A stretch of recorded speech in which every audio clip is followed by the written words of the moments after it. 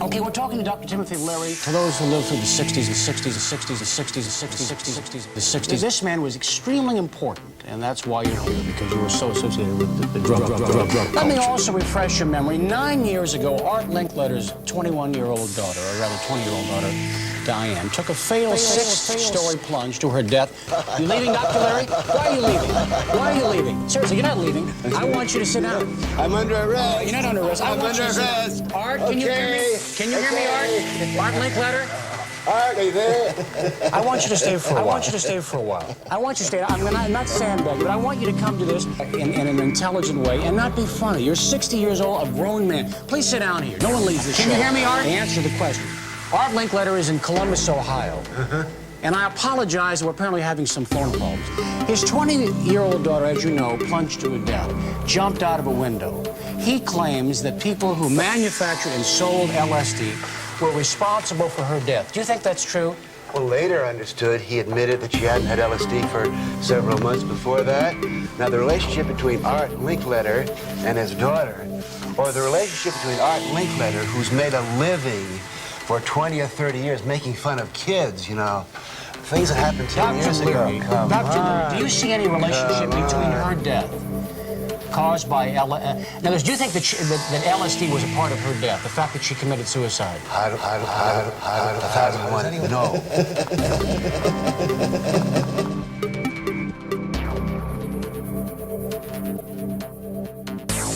Take the microphone away from that idiot and let me talk for a minute. Yes, I will. Go ahead, Art. Tell us what you want to say. I know that Diane died in 1970. What part did LSD play in this, in your judgment? It played a very vital part and caused her to become bewildered and agonized about life and take her own life. Why, she thought that there was nothing wrong with LSD and believed what he said when he said it was God's gift to young people. And I think that this man, Dr. Leary, I had hoped he would die. I had hoped he would be hung. Then I had hoped he'd stay in prison for life. And now I'm glad he's out as a pitiful example of an aging hippie, a gruesome spectacle of how drugs can ruin a brilliant mind, a third-rate comic and cheap nightclub. And I predict and hope and pray that his next appearance in show business is where he belongs, in the sideshow of a circus as a freak.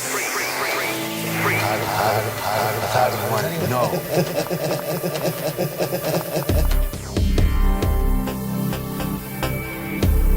Are you all right? Am I all right? Yes. How many LSD trips have you taken? It's like how many times have we made love? Well, they say you've taken 600 LSD trips. Does that sound about right? Could be.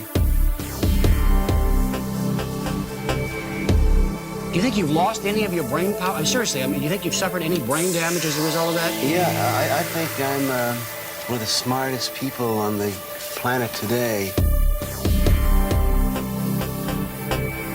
I'm writing 2 or 3 books a year. Right.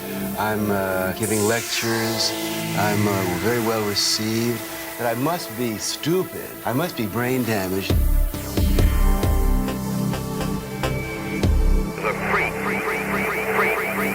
I don't want to know.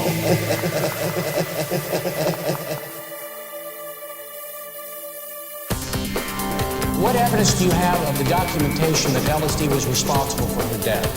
Well, it's an absolute fact. Her boyfriend, her brother, she talked to her brother several times before she died. She was getting flashbacks from LSD.